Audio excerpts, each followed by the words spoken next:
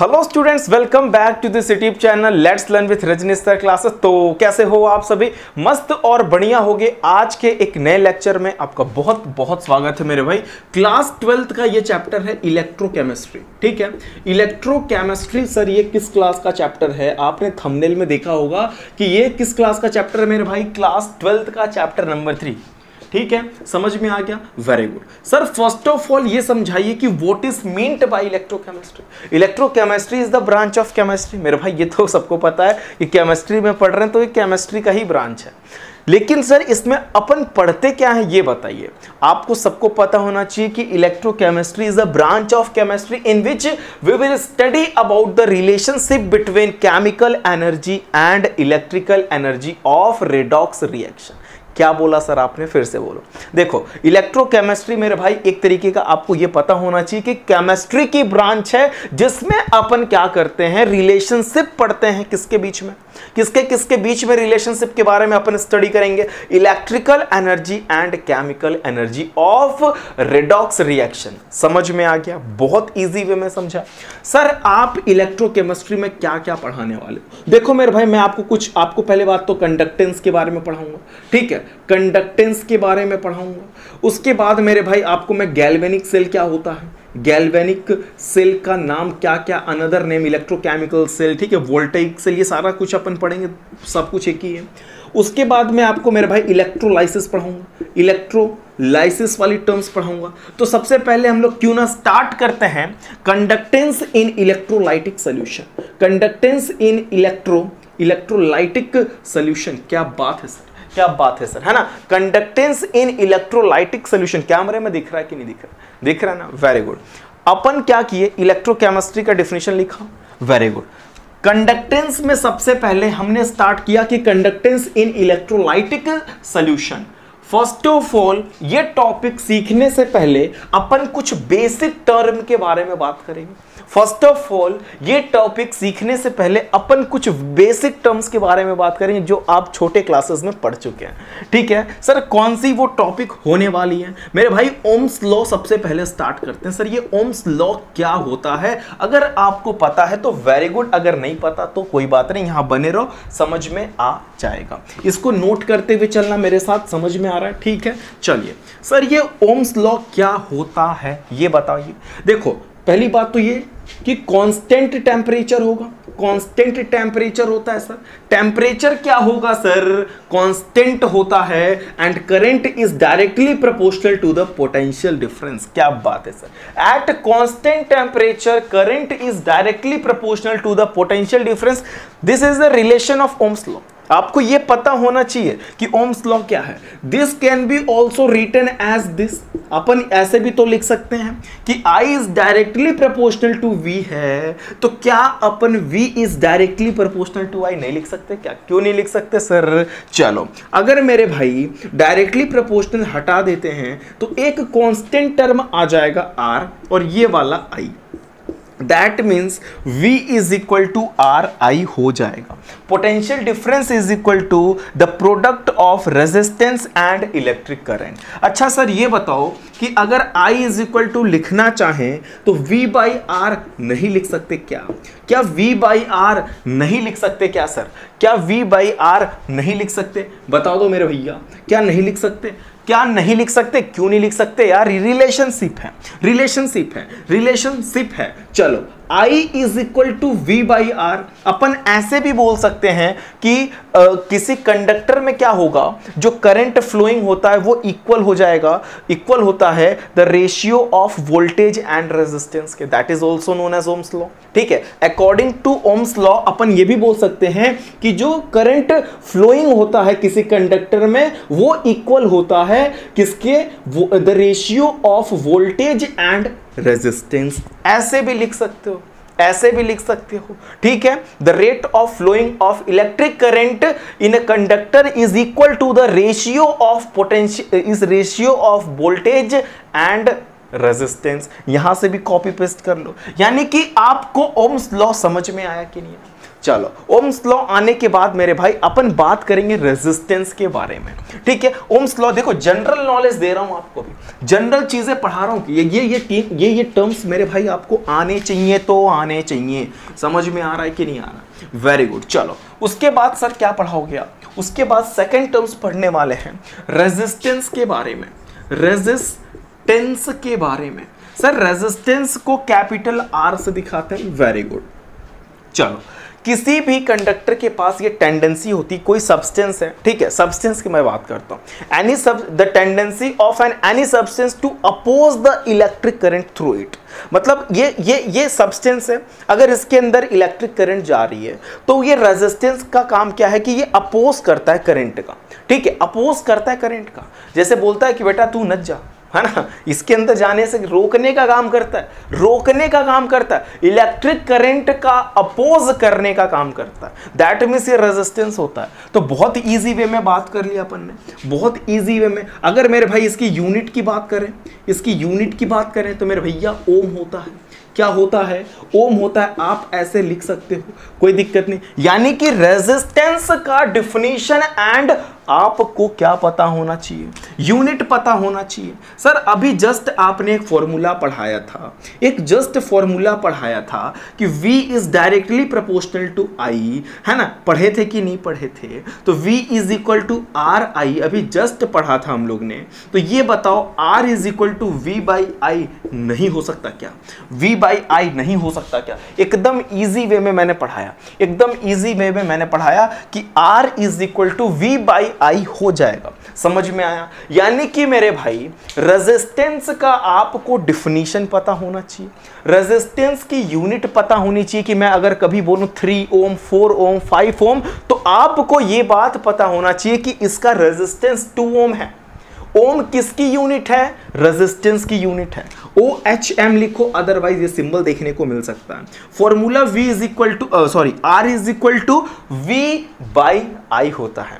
समझ में आ रहा है कि नहीं आ रहा है? Very good. चलो इतनी इजी टर्म्स की बातें हो रही हैं सर, क्या बात है ना। यानी कि अपन ऐसे यहां पे देख सकते हो कि रेशियो ऑफ मेरे भाई वोल्टेज एंड इलेक्ट्रिक करंट की बात हो रही है ना। तो अपन रेजिस्टेंस के बारे में बात कर लिए। या आप ऐसे भी समझ सकते हो कि किसी कंडक्टर के पास ये टेंडेंसी होती है कि वो इलेक्ट्रिक करंट का अपोज करे। ये बात होती है रेजिस्टेंस की। रेजिस्टेंस के पास ऐसी क्षमता होती है कि वो मतलब एक तरीके से रोकने का काम करता है इलेक्ट्रिक करंट को अपने अंदर, है ना। ये नहीं कहता बेटा चल ले, है ना। अगर करंट जा रहा है तो वो कहेगा बेटा रुक ले थोड़ा सा, ऐसा काम करवाता है ये रेजिस्टेंस। समझ में आ रहा है? Very good. चलिए नेक्स्ट टॉपिक डालो। हम लोग मेरे भाई कहां पे पहुंच गए? एकदम बेसिक टर्म के बारे में बात कर रहे हैं। इलेक्ट्रोकेमिस्ट्री चल रही है सर। इलेक्ट्रोकेमिस्ट्री में अपन टर्म पढ़ रहे हैं, पता है क्या? कंडक्टेंस इन इलेक्ट्रोलाइटिक सॉल्यूशन, हेडिंग डाल के पढ़ना। समझ में आ रहा है? कंडक्टेंस इन इलेक्ट्रोलाइटिक सॉल्यूशन, यानी कि इलेक्ट्रोलाइटिक सॉल्यूशन में कंडक्टेंस के बारे में पढ़ रहे हैं अपन। तो कंडक्टेंस तभी समझ में आएगा जब आपको ओम्स लॉ आएगा, जब आपको रेजिस्टेंस आएगा, देन आफ्टर मेरे भाई आपको कंडक्टेंस आएगा। अब हेडिंग डालते हैं अपन कंडक्टेंस। एक बात तो ये हो गई कि सर कंडक्टेंस को किससे रिप्रेजेंट करते हैं? तो मेरे भाई जी से करते हैं। आपके बुक में मेरे भाई जी भी लिखा होता है, कोई दिक्कत की बात नहीं। आप एज यूजुअल जो चीजें समझ में आ रही कर सकते हैं। आप सी कर लो, जी कर लो, बोथ आर सेम। कभी किसी आपने देखा होगा कि आपके एनसीईआरटी की बुक में जी लिखा है, किसी बुक में सी लिखा है, तो डाउट मत रखना, हम रिप्रेजेंट कर सकते हैं, कोई दिक्कत नहीं। सर ये क्या होता है? अगर C इज इक्वल टू हम पूछें तो 1/R होता है। क्या बात है सर, है ना? क्या बात है कि conductance is equal to 1/R, that means conductance is the reciprocal of resistance. समझ में आ रहा है? What is conductance? Conductance is the reciprocal of resistance, है ना। रेजिस्टेंस का ये उल्टा होता है।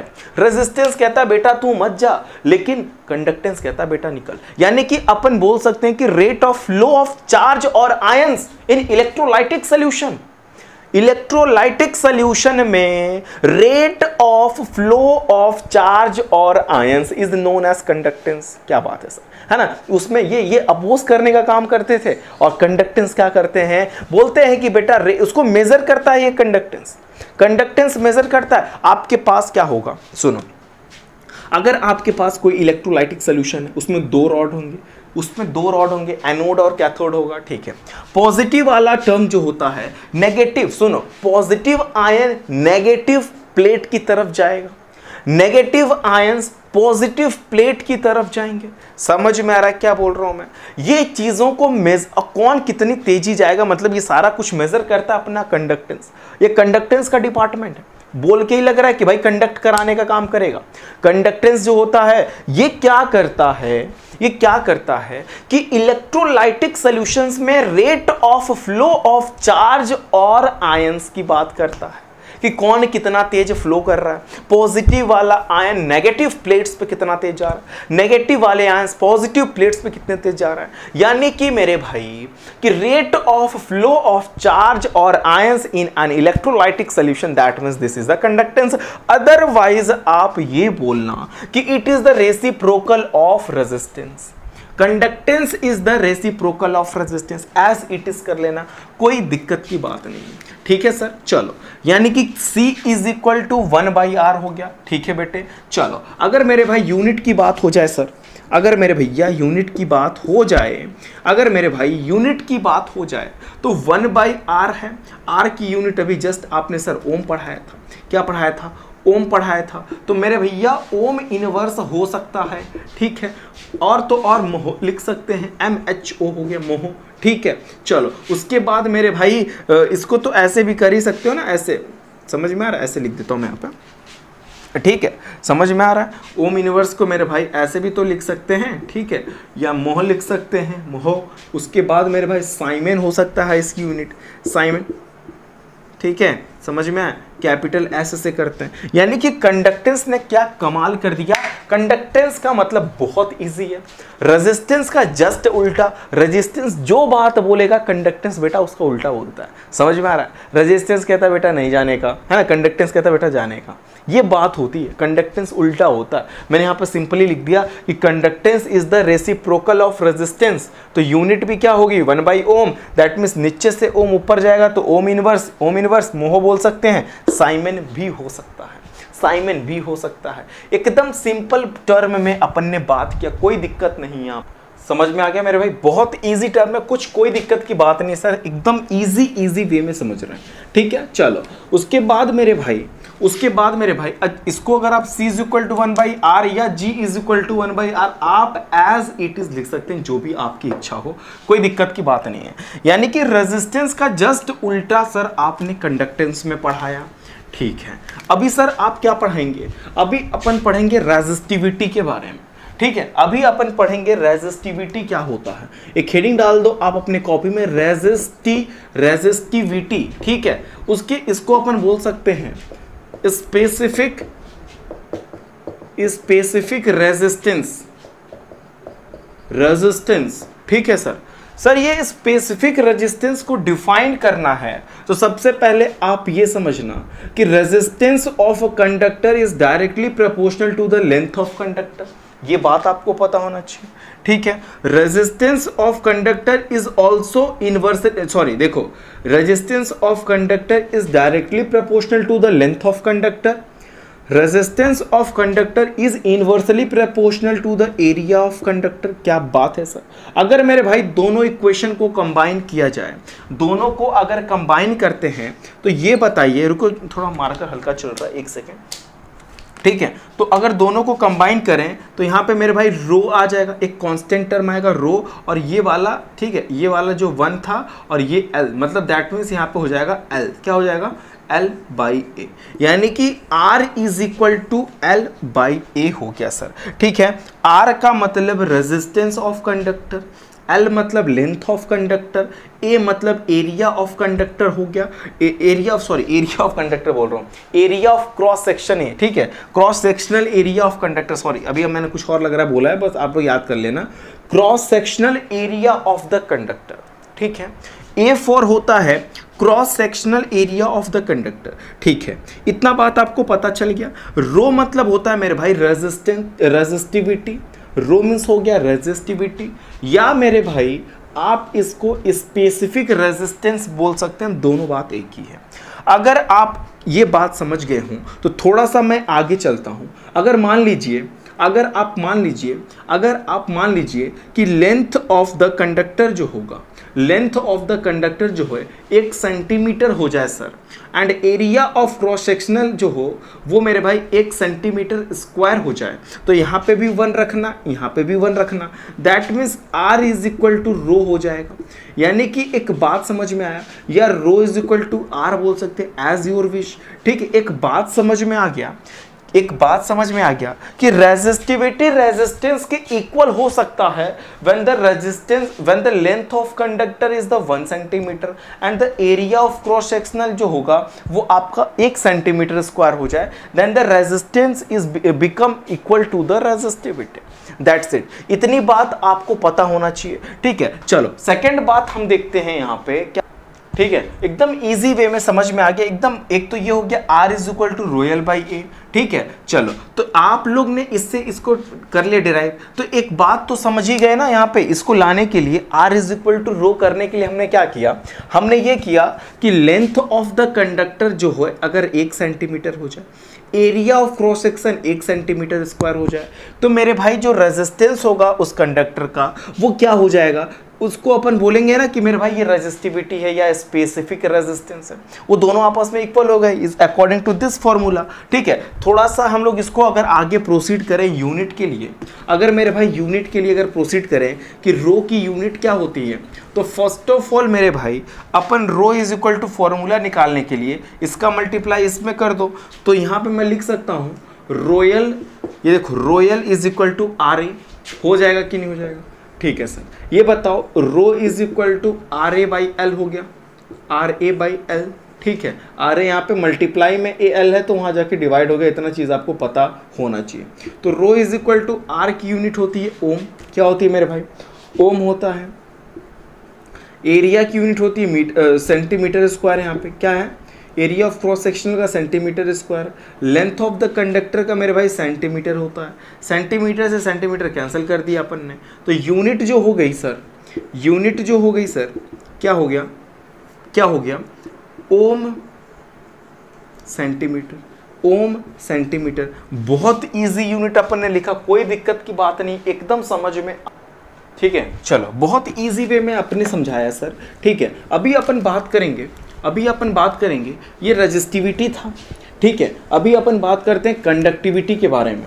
एक हेडिंग डालो आप अपने कॉपी में, कंडक्टिविटी। ठीक है, बहुत इजी टॉपिक चल रहा है सर। ये कंडक्टिविटी क्या होती है, यहाँ पे देखो मैं लिखता हूँ बोर्ड पे। ठीक है सर, कंडक्टिविटी को अपन बोल सकते हैं स्पेसिफिक कंडक्टेंस। क्या बोलेंगे, स्पेसिफिक कंडक्टेंस। ठीक है, स्पेसिफिक कंडक्टेंस इसको अपन कापा से दिखाते हैं। किससे रिप्रेजेंट करेंगे, कापा से। ठीक है, कापा देखो ऐसे करके के की तरह, कोई बहुत बड़ा कोई टेढ़ा चीज़ नहीं है। ठीक है, कापा ऐसे हो गया, और अपन इसको देखो कापा लिख देता हूँ यहाँ पे ताकि आपको आइडिया लग जाए। चलो कापा इज इक्वल टू, अगर मैं बात करूँ 1 बाई रो। ठीक है, यानी कि सर आपने तो बताया नहीं व्हाट इज कापा मेरे भाई कंडक्टिविटी होता है। ठीक है, कापा क्या होता है, कंडक्टिविटी, जिसको अपन स्पेसिफिक कंडक्टेंस बोलते हैं। यानी कि ये रेसिप्रोकल होता है रेजिस्टिविटी का। Conductivity is the reciprocal of resistivity. जैसे रेजिस्टेंस जो था, जैसे कंडक्टेंस जो था, कंडक्टेंस में क्या था कि it is the reciprocal of resistance. Conductance में क्या था कि it is the reciprocal of resistance. ठीक है, उसी तरह कंडक्टिविटी में क्या हो रहा है मेरे भाई, कंडक्टिविटी में क्या हो रहा है मेरे भाई कि ये रेजिस्टिविटी का जस्ट अपोजिट होता है, जस्ट अपोजिट होता है। ठीक है, यानी कि अगर मैं इसकी यूनिट की मैं बात करूं सर, यूनिट की मैं बात करूं तो मैं इसको 1 बाई, और इसका भी मैंने जस्ट पढ़ाया था ओम CM पढ़ाया था। ठीक है, इसकी यूनिट मैंने ओम CM पढ़ाया था, तो मैं क्या कर सकता हूँ 1 बाई ओम CM हो गया। ठीक है, इसको अपन ऐसे भी लिख सकते हैं, ऐसे भी लिख सकते हैं ohm inverse CM inverse. Otherwise आप ऐसे भी लिख सकते हो, ऐसे भी लिख सकते हो कि ohm inverse CM inverse. Otherwise आपको मैंने ओम इनवर्स के लिए बताया था सीमेन, तो सीमेन CM इनवर्स भी हो सकता है, आप एज योर विश लिख सकते हैं। अधिकतर जगह आपको ये देखने को मिल जाएगा सीमेन CM इनवर्स। ठीक है, तो कंडक्टिविटी को कापा से दिखाते हैं। कंडक्टिविटी क्या होता है सर, ये रेसिप्रोकल होता है रेसिस्टिविटी का। Conductivity is the reciprocal of resistivity, that means specific conductance जो होता है वो रेसिस्टिविटी का क्या होता है, अपोजिट होता है। 1/ओम सीएम कर लिया अपन ने, ओम इनवर्स सीएम इनवर्स हो जाएगा, नीचे से ऊपर गया ओम इनवर्स, यानी कि सीमेन सीएम इनवर्स कर लिया। चलो अगर सर ये बताइए, ये बताओ कि रो की value, rho is equal to आपने पढ़ाया था RA/L, अभी जस्ट पढ़ाया था, तो क्यों ना सर यहाँ पे रखे, कुछ देखते हैं कुछ होता है क्या। तो रो की जगह पे मैं RA/L अगर पुट कर दूं तो ये L नीचे से ऊपर चला गया, यहाँ पे L आ जाएगा, ठीक है, समझ में आ रहा है। तो मैं क्यों ना ये ए जो होता है जस्ट इसके नीचे ही लगा दूं, ताकि एक अच्छा रिलेशन में बनाने की सोच रहा हूँ, एक अच्छा रिलेशन बनाने का सोच रहा हूँ, ठीक है। अच्छा लग रहा है क्या। देखो मैंने रो के जगह RA/L किया था, RA यहीं पे रह गया, L ऊपर चला गया, ठीक है सर। अभी जस्ट सर आपने एक पढ़ाया था, कि 1/R जो होता है सर वो C के इक्वल होता है, that means C is equal to 1/R। अभी आपने जस्ट पढ़ाया था कि conductance is the reciprocal of resistance, तो क्यों ना सर 1/R को हटा के C रख दिया जाए और L/A रहने दिया जाए। एक देखो और सर आपने एक टॉपिक पढ़ा दिया, कभी कभी आपको क्या होता है ना, कभी कभी क्या होगा ना, आपसे रिलेशनशिप पूछ लिया जाए। आपको यह बात पता होना चाहिए कि conductivity, conductance and cell constant के बीच में रिलेशनशिप क्या होता है, समझ में आ रहा है। Conductivity, conductance and cell constant के बीच में रिलेशनशिप क्या होता है, ये मेरे भैया क्या होता है, कंडक्टिविटी होता है। ये मेरे भैया क्या होता है, कंडक्टेंस होता है। ये क्या होता है सर, ये सेल कांस्टेंट होता है। सर ये सेल कांस्टेंट क्या होता है, इसका माजरा क्या है, जरा ये बताओ, जरा ध्यान से देखना, जरा ध्यान से देखना कि सेल कांस्टेंट को मेरे भैया अगर मैं एक्स से कर दूं, रिप्रेजेंट कर दूं, ध्यान से देखो, ठीक है। सेल कांस्टेंट को अगर मैं मान लेता हूं एक्स से रिप्रेजेंट किया, तो एक्स इज इक्वल टू क्या हो गया, L/A हो गया सर। यानी कि the ratio of length of conductor and the cross sectional area of the conductor is known as cell constant. कुछ नहीं है sir. What is a cell constant, cell constant क्या होता है sir, the ratio of length of conductor and the area of cross sectional of the conductor, ये बात ही हो गई, is known as cell constant. तो क्यों ना sir kappa is equal to C into x लिख दें, यानी कि kappa is equal to C into x का मतलब ये रिलेशनशिप हो गया सर, ये रिलेशनशिप हो गया between conductivity, conductance and cell constant. ये आपको पता होना चाहिए, ये आपको पता होना चाहिए, ठीक है। उसके बाद आपको कापा की यूनिट भी मैंने बहुत ईजी वे में बताया, कोई दिक्कत की बात नहीं, ठीक है, एकदम यहाँ पे इजी वे में सर आपने बताया ये वाले फॉर्मूले, ठीक है। मतलब मैंने एक दूसरे से रिलेट करके बताया। अगर और आप रिलेट करना चाहते हो इसके अंदर तो एक बात समझना, ठीक है। इसको पहले मैं थोड़ा स्पेस बनाता हूँ इरेज करके, इसको नोट कर लेना आप लोग, ठीक है। नोट कर लिया आपने, वेरी गुड। चलो इसको मैं इरेज कर देता हूँ, यूनिट वाला टर्म, ठीक है। कितनी अच्छी बात है इसमें मैंने बताया आपको, ठीक है। अब यहाँ पे देखो, यहाँ पे अगर मान लीजिए if length of the conductor is 1 centimetre, ठीक है सर। अगर और एरिया ऑफ क्रॉस सेक्शनल जो है वो 1 सेंटीमीटर स्क्वायर हो जाए सर, ठीक है, वेरी गुड। चलो उसके बाद सर जैसे ही यहाँ पे 1 और यहाँ पे 1 है, यानी कि यहाँ पे भी 1 रख दिया, यहाँ पे भी 1 रख दिया, then kappa is equal to C हो गया। क्या बात है सर, है ना। कापा इज इक्वल टू क्या हो गया, C हो गया, क्योंकि सर यहाँ पे भी आपने 1 रख दिया, यहाँ पे भी 1 रख दिया, दैट मीन्स ये 1 1 जा 1 कैंसिल होकर ये kappa is equal to C हो गया।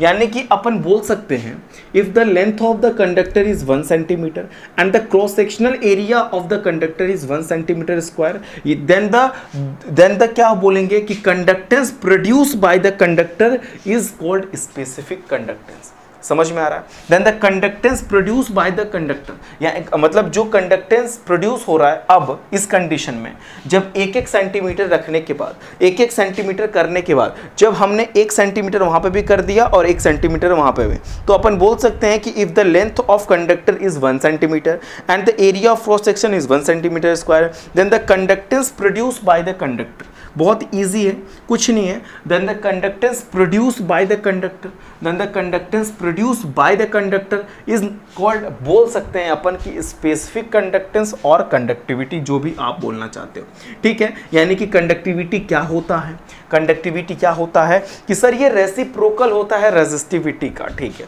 और तो और ये भी बोल सकते हो कि अगर length of the conductor 1 centimetre and the area of cross sectional जो है वो भी 1 सेंटीमीटर स्क्वायर हो जाए, then the conductance produce by the conductor is called specific resistance, sorry specific conductivity, specific conductance या कंडक्टिविटी बोल सकते हैं, that's it. Sir cell constant आपने पढ़ाया, सेल कांस्टेंट आपने पढ़ाया कि x is equal to L by A होता है। सर सेल कांस्टेंट की यूनिट क्या होगी, सेल कांस्टेंट की यूनिट क्या होगी सर, ये नहीं बताया आपने। सेल कांस्टेंट की यूनिट मेरे भैया ध्यान से देख लो कि अगर लेंथ की मैं बात करूं तो मीटर, सॉरी लेंथ की मैं बात करूं तो सेंटीमीटर हो गया, ठीक है।